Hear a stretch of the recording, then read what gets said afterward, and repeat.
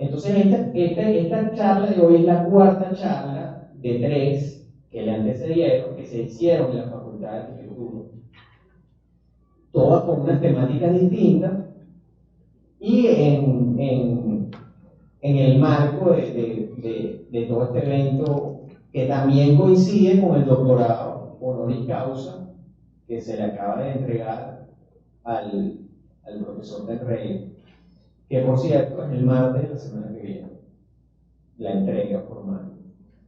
También, bueno, la idea de la charla es que él nos comente sobre la exposición, pues, quizá nos dé algunas luces sobre lo que es la docencia en arquitectura. Tuvo muchísimos años dando clases allá, fundó el taller Firminida, donde el profesor Galinde es egresado.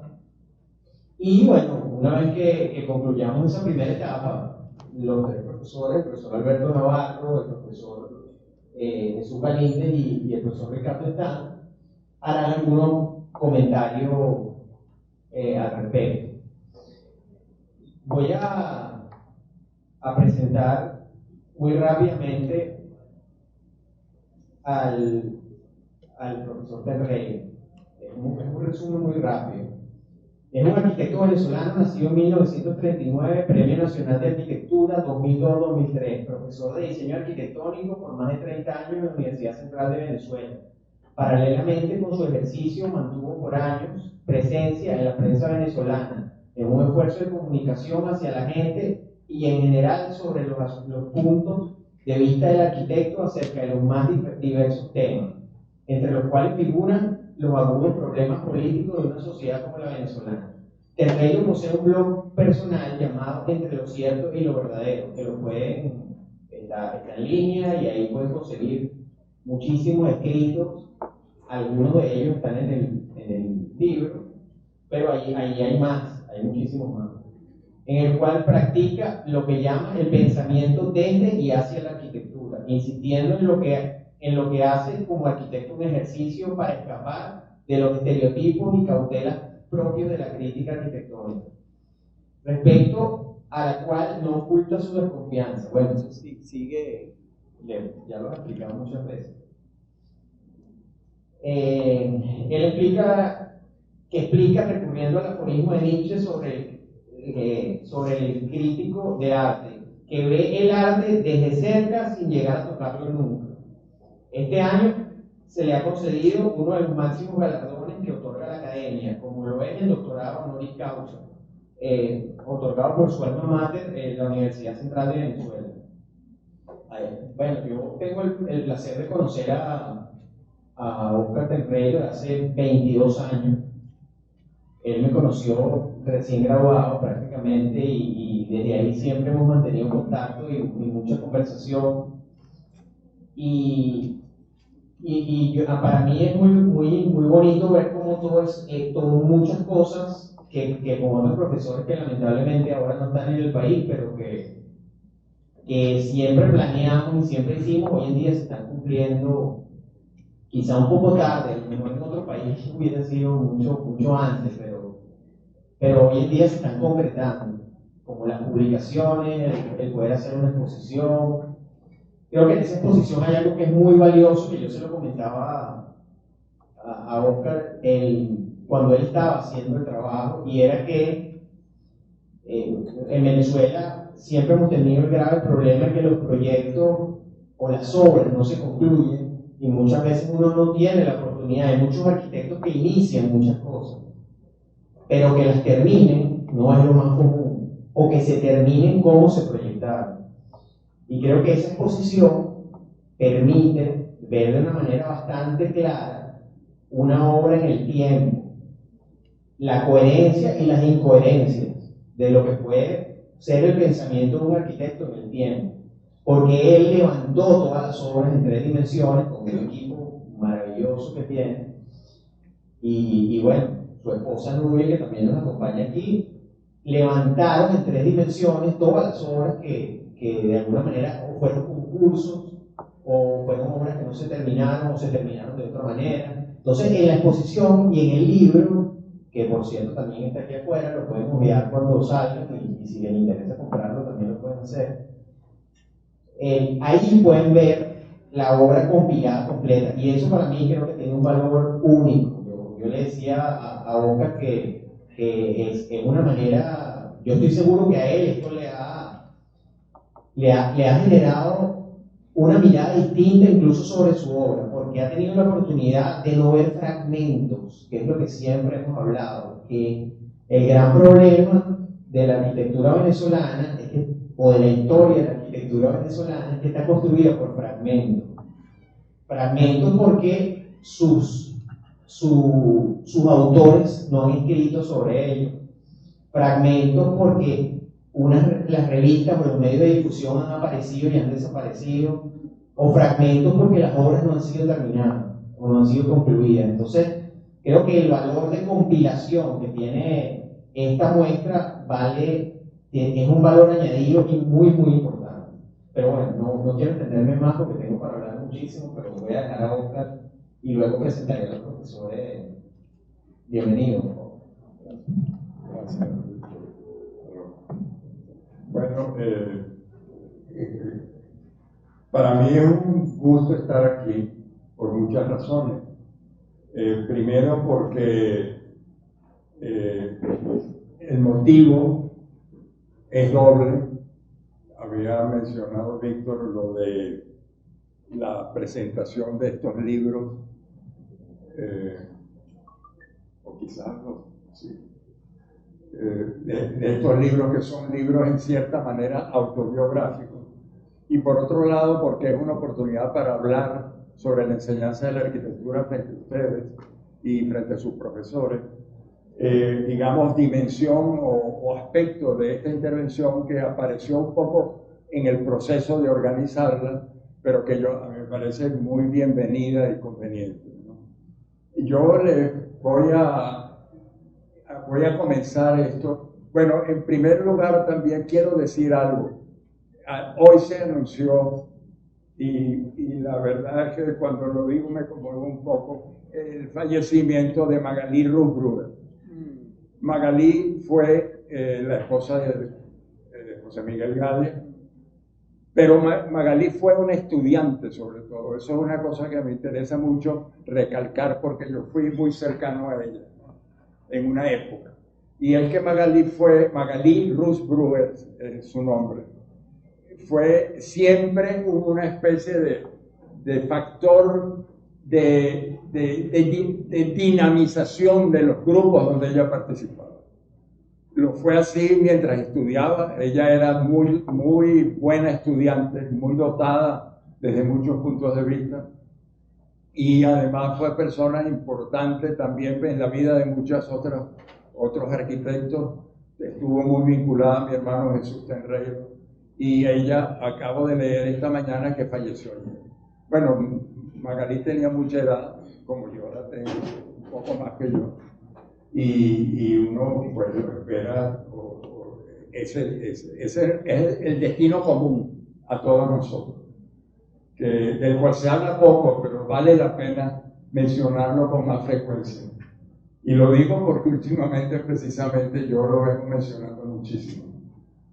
Bueno, dicho esto, comienzo a elaborar una serie de ideas en relación a la enseñanza de la arquitectura, y más que todo en relación a esta escuela que está comenzando a refundarse y a producir efectos en ustedes, los estudiantes. Es una especie de decálogo, pero yo no tuve tiempo o la tranquilidad para organizarlo como decálogo, porque tiene sentido hacerlo así. Yo diría que en primer lugar, una escuela de arquitectura tiene que ser un espacio para el estudio de la arquitectura que se puede proponer en una sociedad como en la cual la escuela tiene asiento, que es la sociedad venezolana. Una de las cosas que ha perdido un poco nuestra facultad de la Universidad Central es esa condición de espacio para el debate, para la discusión y para la ampliación de conocimiento. Y yo creo que ustedes es importante que sepan que es en este tipo de actos que tienen que ver con una persona que expone, ustedes que procesan, y sus profesores que en cierta manera procesan y también orientan. Es en este tipo de cosas que se da uno de los aspectos más importantes de la enseñanza de la arquitectura. Porque debo decir, y es importante que ustedes lo tengan presente, que hay una definición de lo que es ser arquitecto, que es de Carlos Raúl Villanueva, y en la cual recientemente se ha dicho, que participó también el profesor, ya fallecido, por supuesto, ambos, que Juan Pedro Cosani, que dice que el arquitecto es un intelectual por función y por vocación. Y puede ser, en algunas ocasiones, puede ser un artista. Y cuando se refiere en algunas ocasiones, en alguna obra, en algún gesto, en algún fragmento, el arquitecto puede ser un artista. Y quiere decir eso que la arquitectura está en nuestra sociedad como un aporte cultural fundamental. Y ustedes están llamados a ser intelectuales. ¿Qué quiere decir intelectual? Personas interesadas por el mundo del pensamiento, por el mundo del arte en primer lugar. Y el arte es en la vida de la humanidad, en la vida de todos nosotros y digamos, en la historia de la humanidad, un componente básico, esencial, del cual no podemos escapar. Y como parte de ese espacio, de ese mundo que es el mundo del arte, está la arquitectura. Nosotros llegamos a lo que han sido los orígenes de nuestras sociedades a través de la arquitectura. Es la arquitectura la que permanece y la que da el mensaje, que da las pautas, que define cómo eran los comportamientos de las sociedades que han desaparecido con el tiempo. Este estudio de la arquitectura tiene que ser, ese sería el segundo punto, un estudio crítico. ¿Qué quiere decir un estudio crítico? Que no se trata solo de una enumeración.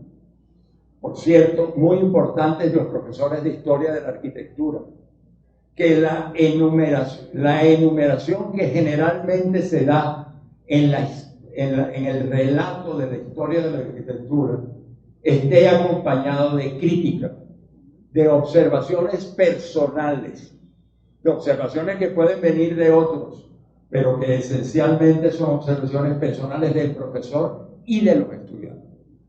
La desconfianza que uno puede tener sobre ciertas versiones de la historia de la arquitectura la tiene porque desde muy joven, como ustedes son jóvenes, tenía uno reservas sobre lo que se les decía.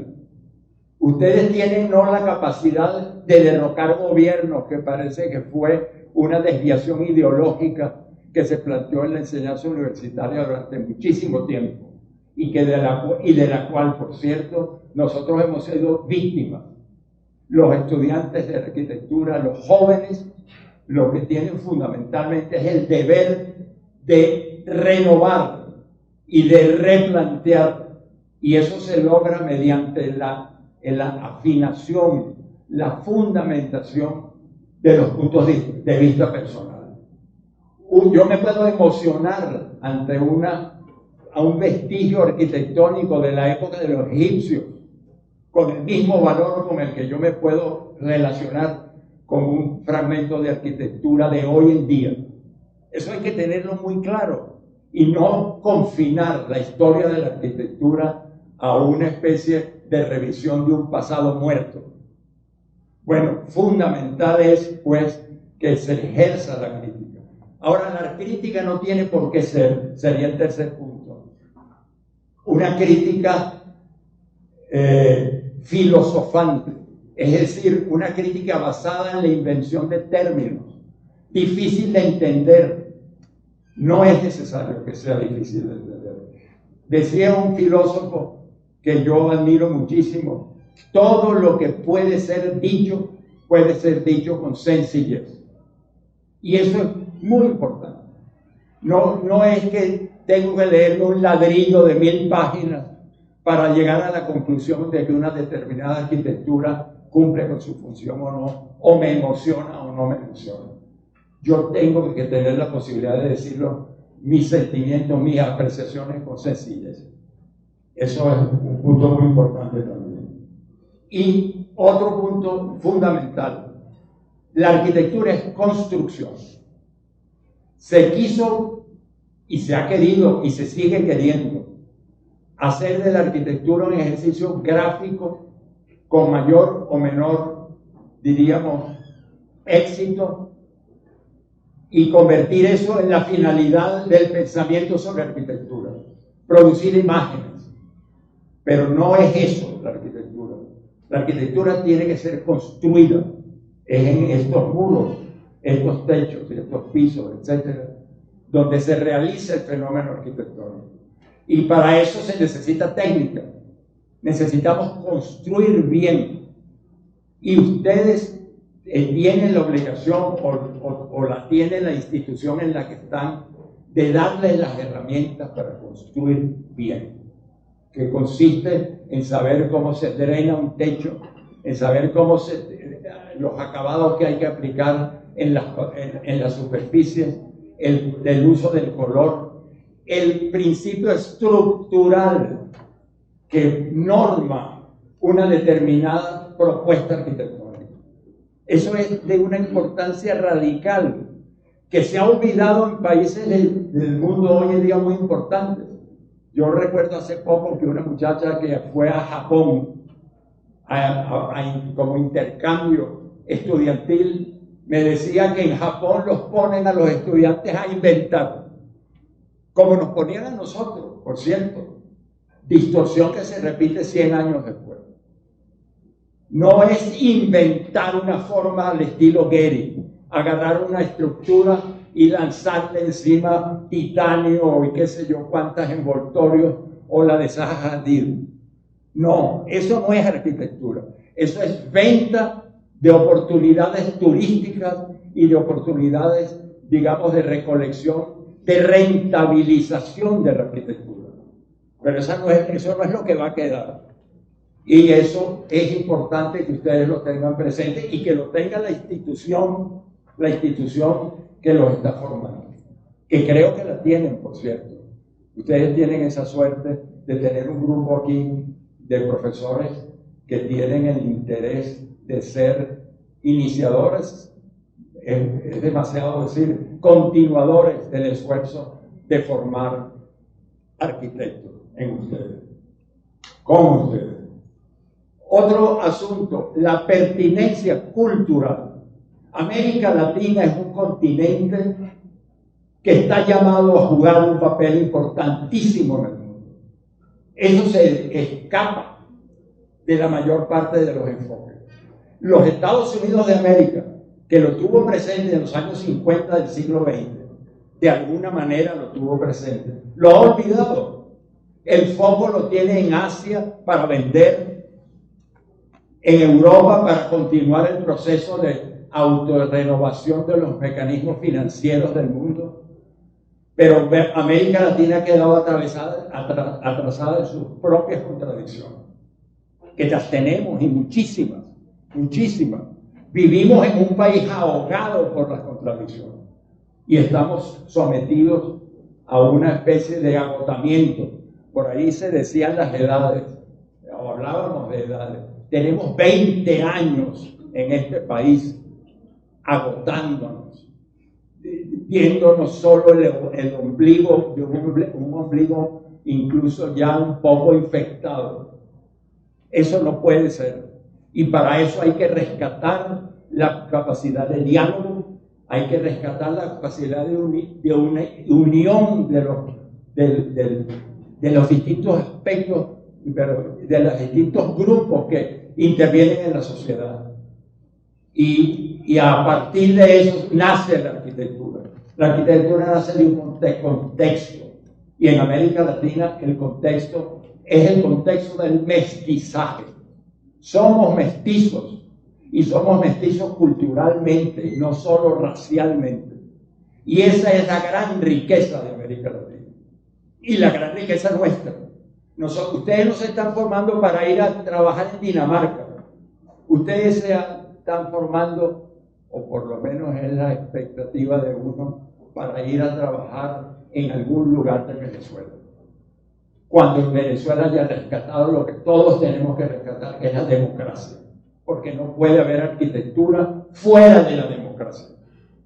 Eso es otra cosa importante que tengan en cuenta.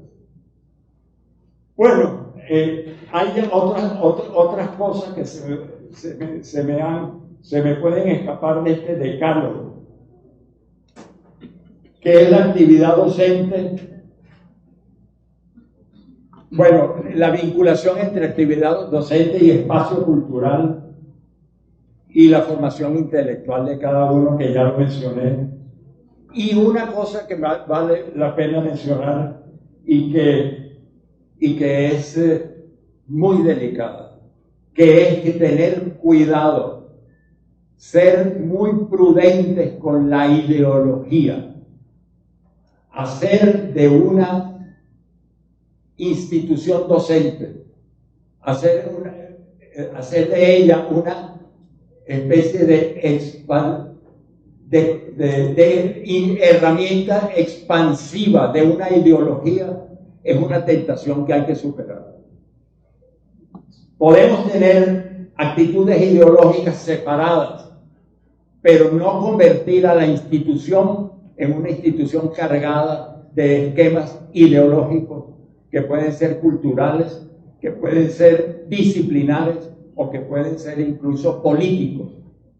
La Universidad Central de Venezuela sufrió terriblemente de ese mal, que es convertir a la institución en herramienta ideológica. Y ahí hay que tener especial cuidado, y se lo menciono porque ustedes como estudiantes también son factor regulador de esa tendencia. Bueno, yo diría que me confundo, como siempre me pasa, de puntos y no sé qué y tal, y seguramente me faltó alguna cosa. Pero yo creo que estos son temas que vale la pena conversar con sus profesores y con ustedes. Y después de esto, paso a las imágenes. ¿Qué son las imágenes? Las imágenes son una huella que se deja de la arquitectura en un pedazo de papel o en una proyección, que la proyección, el problema que tiene es que es efímera.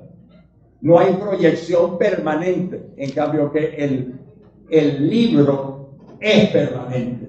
El libro está siempre ahí irradiando mensajes. La proyección no. Como decía, por cierto, un director de orquesta importante, Daniel Barenboim, en relación a la música. Él decía, la música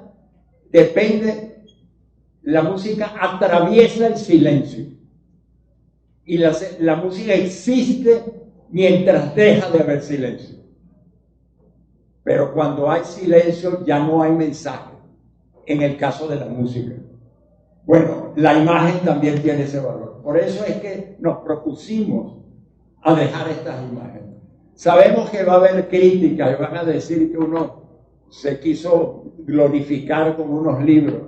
En el fondo no me importará tanto porque, como sabemos, a estas edades uno se agota bastante rápido. Pero la verdad es que no ha sido esa la intención.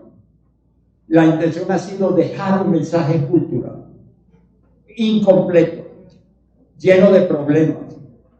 Un mensaje que yo ayer reflexionaba, porque mientras yo preparaba las imágenes, veía algunas cosas en lo que yo recorría en la computadora. Y decía, Dios mío, pero ¿hasta cuándo voy a seguir yo queriendo mejorar algo que pude haber hecho hace 20 años? Porque veo una imagen y digo, coño, y perdonen el coño. Y digo, pero ¿por qué no lo hice de otra manera? ¿Por qué lo hice así? No me gusta cómo quedó. Y uno tiene esa incomodidad. Bueno, porque así es la vida, Dios mío. Y me lo contesto yo mismo. porque además vivimos en un país eternamente contradictorio hasta donde lo hemos conocido. Y la arquitectura de uno de nuestros grandes arquitectos, que es Carlos Raúl Villanueva, como se estila en decir, está llena de contradicciones, está llena de cosas incompletas, pero como Villanueva era una persona de carácter tan particularmente cordial, que yo creo que él veía los problemas y los conocía, y en el fondo no le importaba tanto, porque veía el vaso medio lleno, no medio vacío, como lo veo yo, por cierto, es un problema que tengo.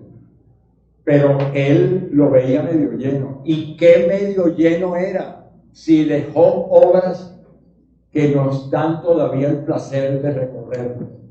Bueno, eso yo creo que es un asunto de la mayor importancia. Y bueno, aquí en ese libro hay una autobiografía expresada en imágenes y en texto, porque el libro inicial es como que si yo me sentara aquí y empiezo a pasar imágenes y voy contando cómo fue que se dio cada una de esas imágenes. Ese es la intención, ese es el método que dio origen al libro, al primero, autobiografía arquitectónica. El segundo es un libro de textos, selección de textos, que a mí me gustan. Yo hice una selección sui generis, sujeta por supuesto a cualquier clase de crítica, pero cuando yo leo algunas de esas cosas que están allí, me doy cuenta que las seleccioné para dar un poco el tono o la tónica de las cosas como yo las veo y como las puede ver cualquiera de ustedes. No en plan de lanzárselo al otro, sino en plan de asimilarlo y vivirlo, que es lo fundamental también.